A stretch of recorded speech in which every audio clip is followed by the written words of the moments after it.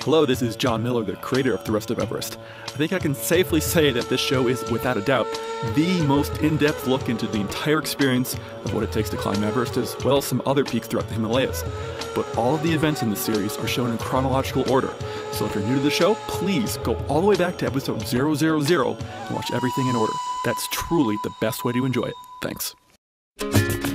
Well, it's official. The DVD for our film Everest The Other Side is now in stock and shipping. In fact, I've already mailed all of the pre-orders all over the world.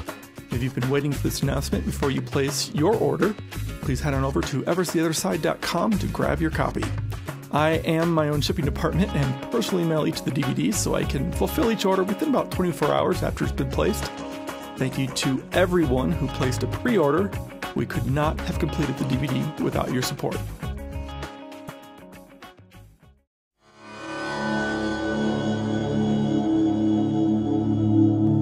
This is the Rest of Everest video podcast, an almost unabridged expedition experience. Episode 121, Sat Phone Conundrum. Well, hello again, everyone. Welcome back to the Rest of Everest. I'm John Miller. Have a big group for all of you this week. You've gotten to know several of these people pretty well. Sort of the usual suspects. We've got, I'm just going to go through the list quickly. Andy Wolf, Monica and Chris, Tilo, Steve Beatty, John Farah, and John Coleman, and of course, Jeff Coe. And we also have a new participant joining us this week. Very happy to welcome into the show Megan Sarge, who's calling in from Denver. How are all of you doing this week? Really good. Yeah, doing good, John. It's a huge group. And that's not everyone. I actually do have a special guest commentator this week. You might know who he is. Might have to go back into your memory a little bit, but Ben Clark is actually sitting next to me in my studio right now. How you doing, Ben? Great, but I wish my name was Tilo. I think that is really cool.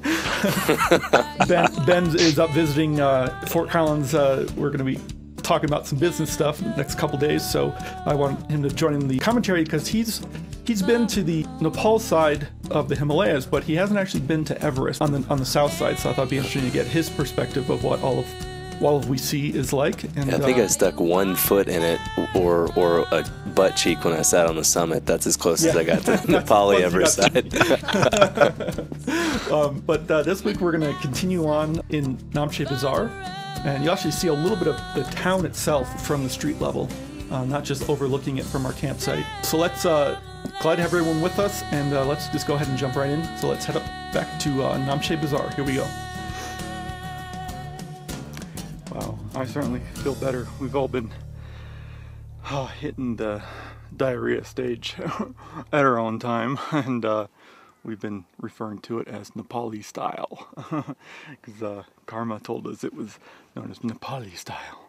So, yep, I'm officially in the Nepali style club, and several people have been in the Nepali style club, and they're now in what they refer to as European style. But wow. It's nice to let the poison leave the body. So so much better. So now it's time for breakfast. There we go. Bringing in the Marquardt scale again. Yeah, pooping is a big part of the experience. I think everyone's come to understand that now. Everyone watching these videos, and actually certainly everyone who's participated in the workshop, you know that pooping is a huge part of the experience.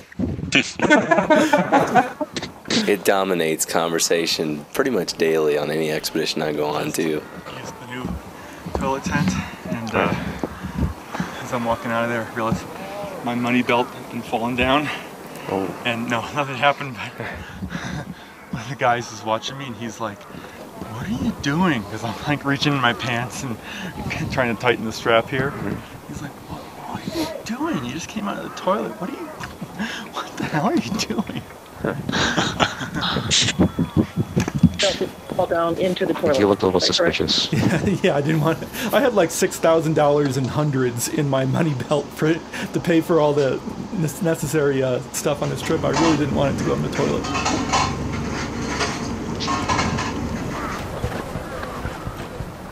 Yeah, right now it's too hard because you don't really have any details in it. Chris, I think you're filming this. Yeah. Oh yeah, I was really interested in the satellite gear. So what are you doing there? What I'm trying to do is I'm trying to figure out how to have the. This is a BGAN. This is a internet modem, a satellite modem for internet access, and I'm trying to figure out how to have it take a GPS fix, because it has a GPS receiver built in, so it knows wherever on the planet it is.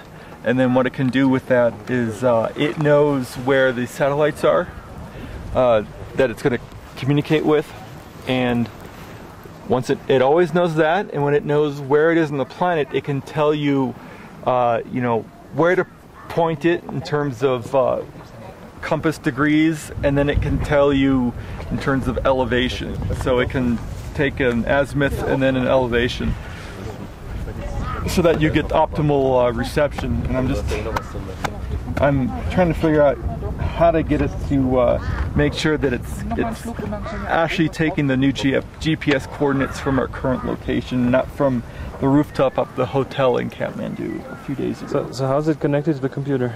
It will connect just... Oh, you haven't connected it yet? No, I haven't. Yeah, I don't have any reception yet, so it's just standard network cable. Can you tell them RJ45. And then it also has Bluetooth and Wi-Fi, but I always prefer to keep that off because it just eats up the battery power, and it eats up the battery power in your laptop. The wired connection is always the most power efficient. And once I can get this working, it also has a telephone you can plug into it, just a regular,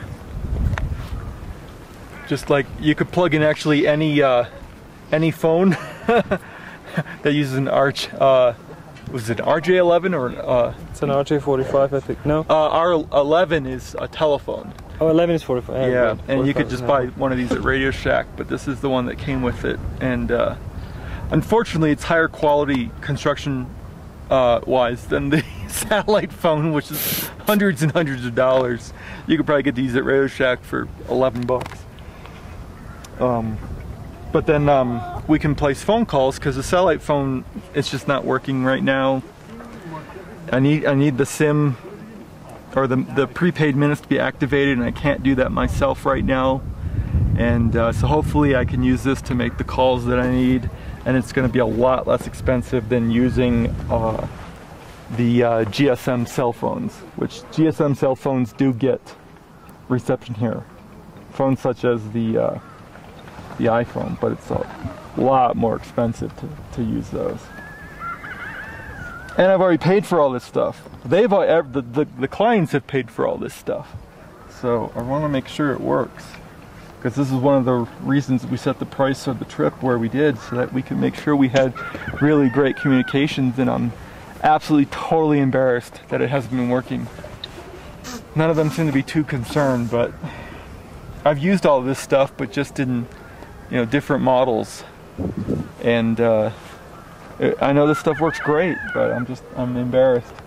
Unfortunately, especially for the satellite phone, I can't test it back in the United States because it's only the Eastern Hemisphere.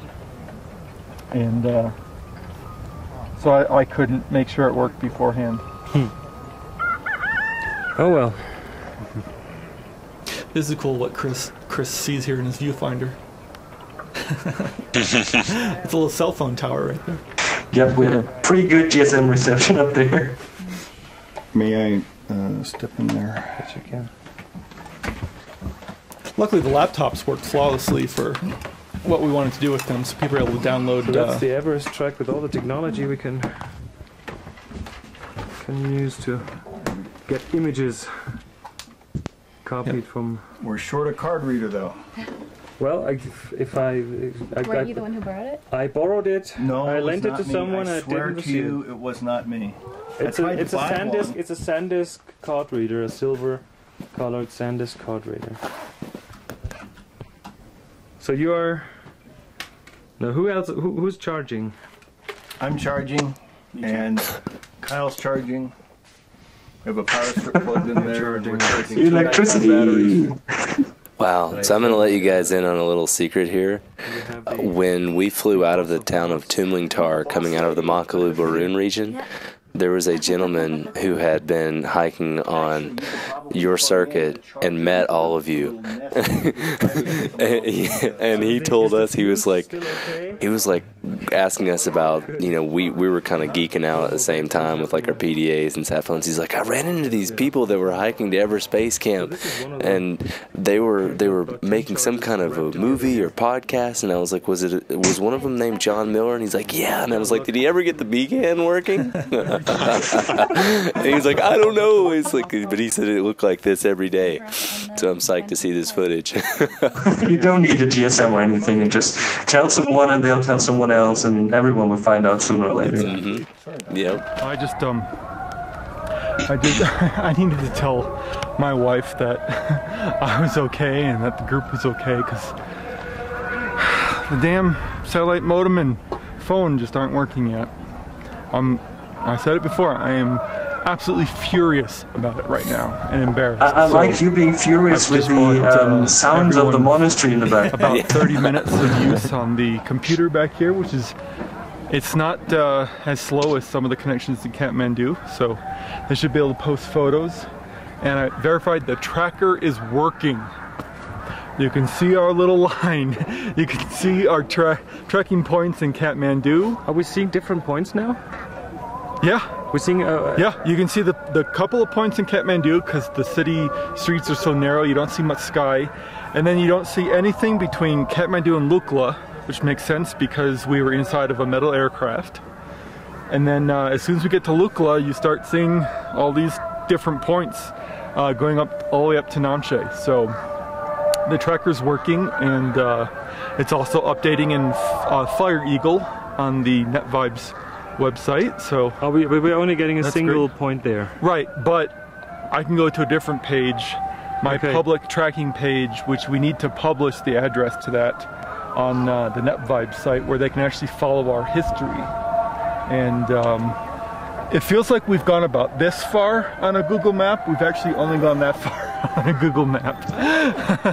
So it's not as impressive as it really is. Okay.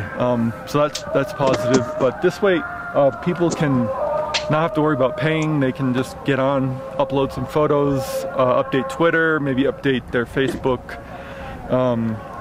and then maybe write a couple emails. 30 minutes goes pretty quickly, but we just don't have a whole lot of time here. Okay. Once we get back from our day hike. So, but I just want to make sure that everyone could. And wait a minute, how many computers are there? There's just one. 30 minutes times 10? Well, yeah. I bought It's only 5 hours, right? About almost 6 hours. Okay, where is it? It's right up here, and it's actually like a Sherpa museum. Okay. And there's a woman wearing like a bright purple jacket. She's in charge, and she'll know. You just have to go there and say, I am with mountain tribes. Okay. And she'll say, right over there. But there's a few. Do they also have Wi-Fi? No. Well, maybe they do, I don't know. I just got on the computer, and Andy was there before me. She was there when I walked in. See, I actually like seeing this as, you know, like I think our adventures are always supposed to be so hardcore. I have this exact same meltdown moment usually the first couple of days in, where I'm like, why the hell doesn't anything work? Why is it so expensive to have nothing? And you just This is it. Feel your pain, John. After that, we need satellite service. And right now, nothing's working. You know, John, you were much more upset about this than we were. Oh, it was my job to be upset. Now it's disappeared. You did it well. Being upset was kind of mild, actually. Yeah, I was pretty happy to be off the grid, honestly. It was kind of nice not being in touch with the world. So. And right now, the Inmarsat satellite for the satellite modem is right on the other side of that mountain in terms of line of sight. So not exactly optimal reception for us right here in Namche Bazaar, but this is the standard equipment that's used on large expeditions these days. I know it works. I've used Inmarsat before on the north side, and I've used it in Nepal. I've used it in Tibet, and as long as you can see the correct portion of the sky, it just works flawlessly. And this is the next generation service than the one I was using back in 2003. And Thuraya, the phone that we have, this will go down in history as the techie phone episode in Asia and in the Himalayas, because it has a... But if you travel to these regions, I mean, there's so many expeditions, everything he's saying is true. It's really hard. I remember this last year, I had a $1,200 phone that was supposed to send video and do all these great things. I was so thrilled when I made the first call off of that 10 days in, and then realized I had only bought it so that I could not drop a phone call when calling into CNN. That was it. No video. That's right, Ben. I heard you on CNN, I think, on one of these trips. Yeah, we had 2 sat phones, and the only thing that worked was that one for not dropping those calls. I remember calling them once on the Iridium and they were like, okay, can you hold for 30 seconds? And I was like, I don't have 30 seconds. I don't think I even have 5 minutes. Patch it through. And they're like, oh my God. Yeah, sat phones are not an exact science. Small sliver of the sky, because you have these over 20,000 foot mountains on either side of you. And he keeps on talking about satellites and mountains. Well, so many people have emailed me asking how we do it, so I figured I'd put all this in, although when I was editing it didn't seem quite as boring. But yeah. It's not exactly boring, but I mean, I've heard it already. I know what you're talking about. It's informative. Are we getting paid by Fanta? I don't think he's going to drink the Fanta. The Fanta is a prop. It's not real. It's not real. I'm not going to tell you what's actually in there. I'll take a sip so I can keep talking. For the phone service, it doesn't get it to work. Honestly, this with the monastery in the background is so surreal. I like it. Well, you know why they're chanting. They just want to make a call. And they appeal to Buddha. They're on your side. I bet they're more successful. My face is all tingly and vibrating from the Diamox, the altitude medication, or the medication to treat acute mountain sickness. One of the things it does is it gives you tingly fingers and toes and... I've decided not to take anything. Yeah? Well, my head is okay. No, that's good. That's great. I drink enough. And my tape's gonna run out in 4 minutes. Well, one of the things that I've been telling everyone is that I have a lot of advice on what to do when they're feeling bad. And the reason I have a lot of advice is because anything people are going to experience on this trip, I've already been there. This is true. And so I have a lot of very personal experience with just feeling like crap out here. And what I've been telling people is that the Himalayas are one of the most wonderful places in the world when you feel good, and when you feel terrible, it's hell. You feel that you're as far away from home as you can get, and it can be very depressing. So I've been trying to save everyone from that deep, dark depression, and so far I think everyone's started to realize that I actually do know what I'm talking about. I know what I'm talking about, because so far the advice I've given has helped people out quite a bit. So. But I don't want to get there anymore, so I'm taking the Diamox prophylactically. I'm trying to keep from ever getting down to feeling terrible. I've spent too much time there. Didn't everyone have at least one day when you just felt like you were in your own personal hell? Yes. I had 2 of them. Yeah. Luckily, it passes. I had one up and one on the way back down. Oh no.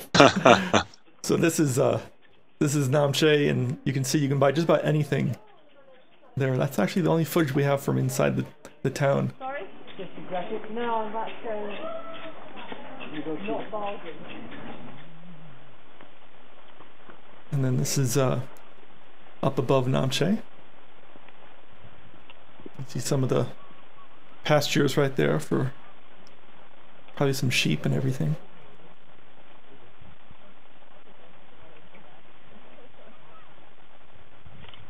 This is one of Steve Wolf's patented slowest pans in the world.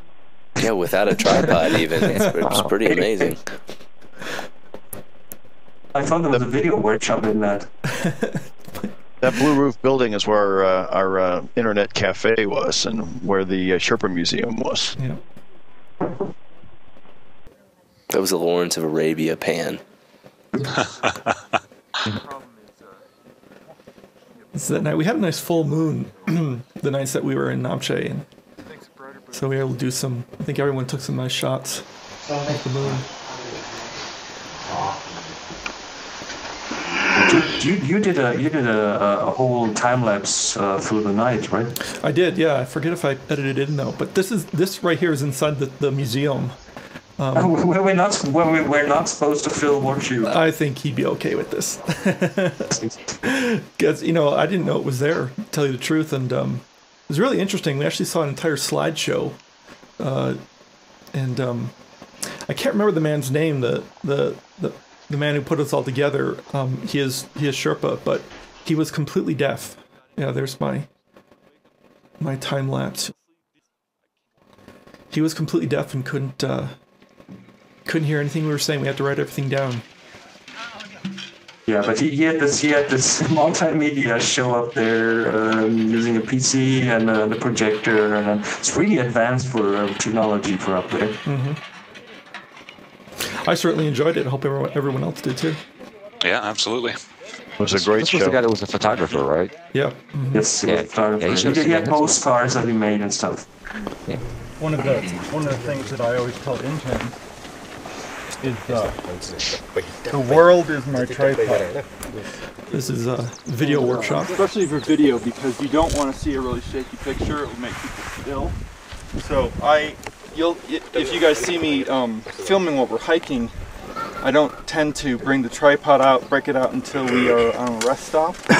But you'll see me do a lot of interesting kind of point of view shots because they're interesting to look at. But you might see me, brace just against a rock. Or one of the things that I really like to do is if I'm on. Yeah, the world is my tripod. Exactly.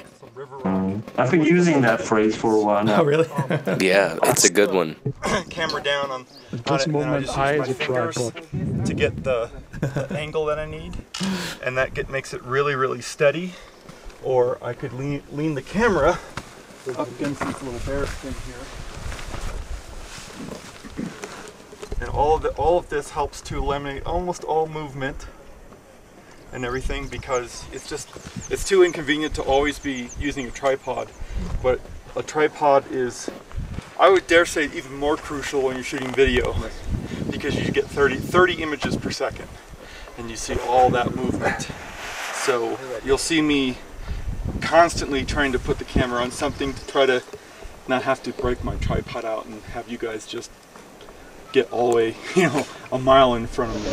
Yeah, Josh and John love it when I do that to them. I'm like, yeah, hey guys, so you're going to stop, you're going to walk through the shot, okay, great. And then I'm never in any shot because I'm running the pod. Yeah, that footage was shot by John Farah. Thank you, John, for covering that. I think we're looking down on that Namche bridge there for the beginning of the shot. Yeah, exactly. That high bridge that we saw last episode, or a couple episodes ago. Isn't it funny though? Remember how much it took just to get up to that bridge? You had to go up higher than the bridge, and then you descended down, and it looks like nothing.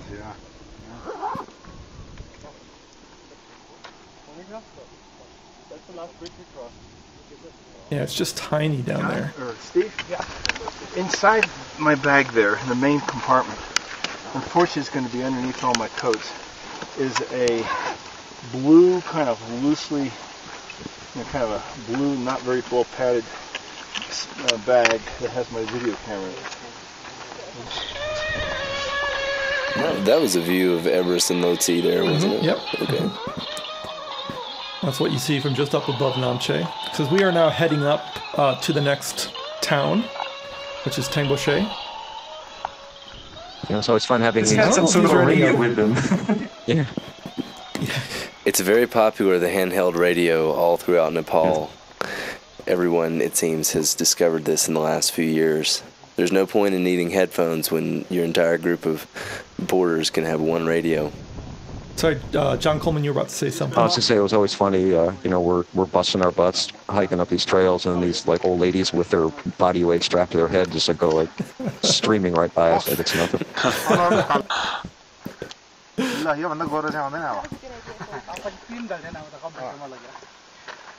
So, Sonam, are you getting any good pictures? Yes. Yeah? How are you enjoying being a workshop participant? Oh, it's wonderful. Yeah? It's wonderful. It's amazing. I've been here 3 times before, and I never had this kind of experience. It's wonderful, and it's something like a lifetime journey for me. I'm never gonna forget this journey. And we're only on the 3rd day. Yeah. That's great. I can't wait to see what you've taken. Oh, you want to see?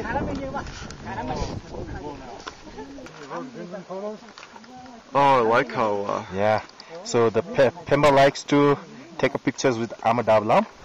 So I took the picture of Pemba.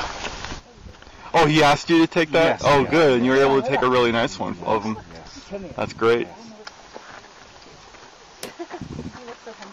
Yeah, these guys were really interested in photography, and so we were able to really give them a real opportunity to shoot photos and video. And Karma here, our leader, he ended up being, the guy carrying my camera most of the time, and he just got some incredible footage. Everything he shot is completely usable. You'll see all of it in the show.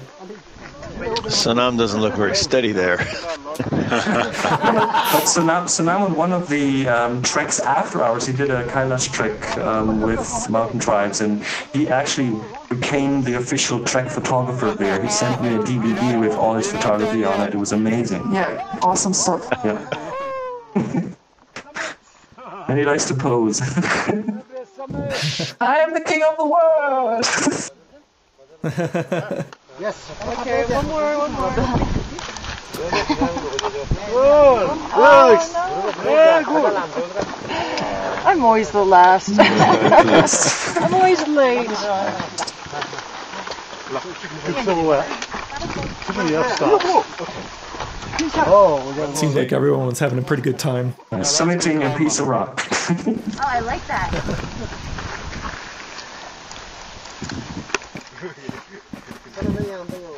I think we didn't ask to back up one more step.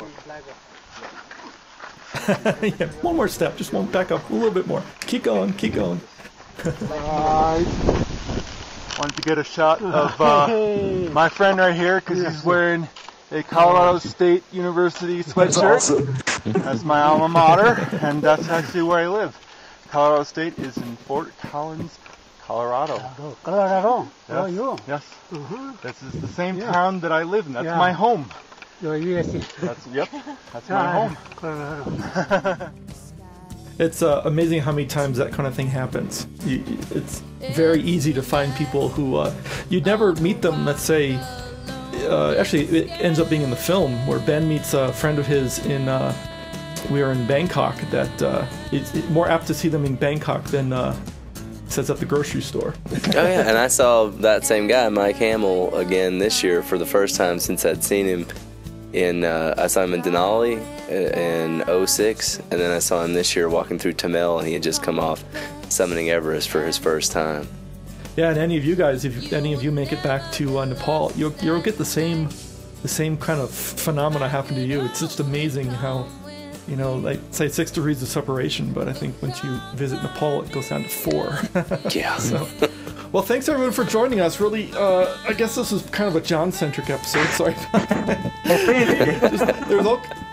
There's all kinds of stuff, technology issues that go on in the background. I thought it might be interesting to show people, and I think you actually saw me angry.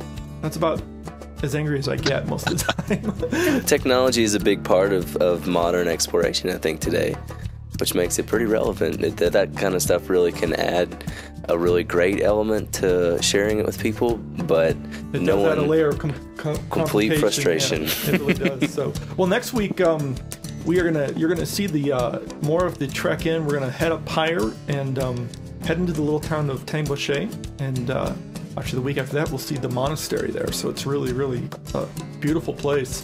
And again, we're just going to keep getting deeper and deeper into the Himalayas as we make it towards Everest. So thanks so much, everyone, and we'll see all of you next week. All right, bye. Bye, John. Bye. The Rest of Everest is downloaded all over the world every day, and watching the show has become a part of many people's weekly routine. The show will always be free to download, but it's by no means free to produce. please help me cover my costs by making a small monthly or one-time donation from the right sidebar on my website, and in return I'll give you some cool bonus materials. A donation of any amount will grant you access to some interesting video content, including high-definition versions of several podcast episodes, a one-time donation of $25 or more, or any of the monthly donation options will additionally grant you access to a downloadable version of the film Everest the Other Side, which episodes 1 to 61 are based on. I really cannot express how vital these donations are, and if you've made a donation, thank you so much. As always, our announcer is Marlon May, and our music is provided by Wendy Wu. Check her out at wendywoo.com. Thanks so much, everyone, and we'll see you next week. Thank you for watching The Rest of Everest. For more information on the expedition, please visit therestofeverest.com.